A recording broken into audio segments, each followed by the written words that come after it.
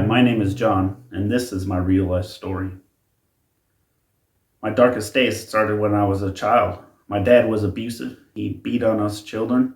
And when I was 10, my mom sat us down and ended up telling me and my brother that they were getting a divorce, that my dad and mom would no longer be together. And this dark day hurt very much. It was very painful to hear those words. And we blamed ourselves, and it was just so hard to go through. My dark days continued. When I was 12, there was a Christian leader. I was part of this youth ministry at my church, and one of the Christian leaders, he ended up sexually abusing me. This was very painful. I became very confused. My innocence was just stripped from me. My heart was just ripped right out of me. I didn't know what to do. I was just believing lies like it was my fault. All sorts of lies, and it was such a confusing time, such a dark time. The dark days lasted about a year and a half, and when I became a teenager, I ended up turning to drugs and alcohol. I never turned to God to have Him help me with these problems. Instead, I turned to the very thing that I thought would numb my pain. It didn't work. All I did was get drunk.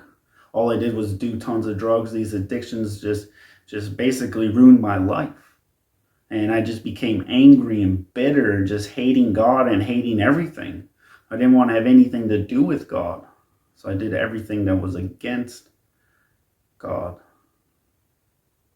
My dark days continued when I was 19. Me and my brother and his girlfriend went to my dad's wedding. And on our way back home, we ended up getting hit by a drunk driver. My brother ended up dying. He was killed. I never got to say goodbye. And I even remember the last conversation we had. It was just full of hate and anger towards him. I was just bitter towards him because we had to go home. My plans were ruined that night. And when I said all that mean stuff to him and I fell asleep in the back seat, I woke up with a flashlight in my face only to be told hours later that my brother was dead. And it hurt. It was very painful, a very dark day. It was also at that moment that I realized that if I was the one to die, I would have ended up in hell. I believed that there was a heaven and that there was a hell. I believed that there was a God. And even though I didn't want anything to do with Him, I knew that if I was to die, I would end up going to hell. The Bible says that eternity has been put in our hearts. And this is true. And it wasn't until my 20s when God was calling me to actually move from my home in Michigan to my parents' house, my dad's house in Wisconsin. My dad is a believer in Jesus, and God literally changed his life. He's no longer the abusive man that he was, and our relationship continued, and we still have a strong relationship. And God wanted me to move down to live with him. And he was telling me that this was the way I'm going to help you to stop doing drugs and to stop drinking. So I moved down in my 20s, and I ended up committing my life to Jesus. I confessed that Jesus is Lord, and I believed in my heart that God raised him from the dead.